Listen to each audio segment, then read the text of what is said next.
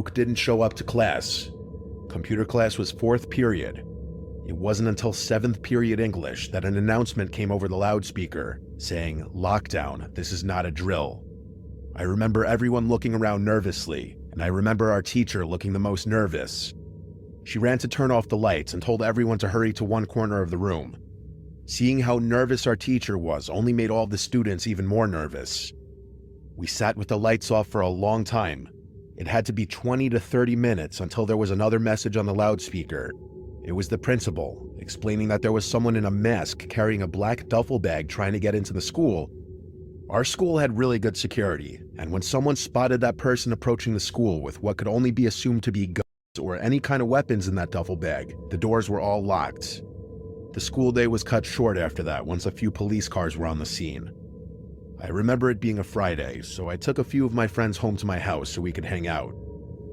I'd be lying if I said I remember the small details thereafter of that day, but I think it was that same night that I woke up in the middle of the night to light tapping at my window. And I could see someone on the other side of the glass. I started freaking out, and before running to get my dad, I took a closer look and then said, "Who is it?" I heard Luke's voice as he said his name. I felt like my heart dropped a second time. I went over to the window and lifted it just a crack. I said, "What are you doing? How did you find me?" And he said through the window, "I tried to do something bad." And it instantly clicked. I mean it. It instantly clicked in my head that it was him. Before he could even tell me, I said, "Was it you who caused the lockdown?" And he said yes. I was scared to ask him what he was planning on doing. Instead, I asked him how he found me. He admitted to remembering the deli that I said I lived by, and he eventually found my car after biking around the area.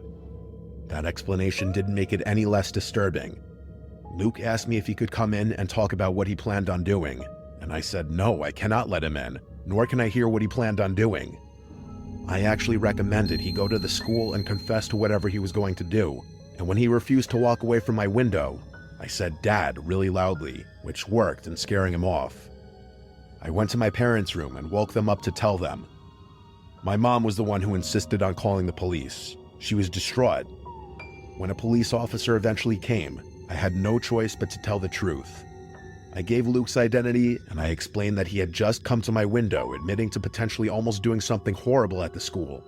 Obviously, the police were already aware of the lockdown, so I believe police were sent to his house that night, but after speaking with Luke's parents, they realized Luke wasn't there. I believe it was the next day that Luke was either found or he just returned home and police were still waiting there, and he confessed to what he told me. As far as our graduating class knew, Luke was charged with something like making a terroristic threat. I know he did time, and I know he's been out a long time. To be honest, I don't really know if he's still around. Part of me always wanted to feel bad for Luke, witnessing how loneliness and getting picked on can probably eat away at someone. He followed me and came to me simply because I showed him an act of kindness, something I unfortunately believe nobody else showed him. Still, the fact that he admitted to bringing a gun to school with a mask on, even if he didn't admit to intending on carrying out the implied threat, I can't fully believe he simply came to the school with a gun just to scare people. I think he for a split second had a horrible plan and got cold feet and regretted it. I just hope Luke eventually got the help he needed.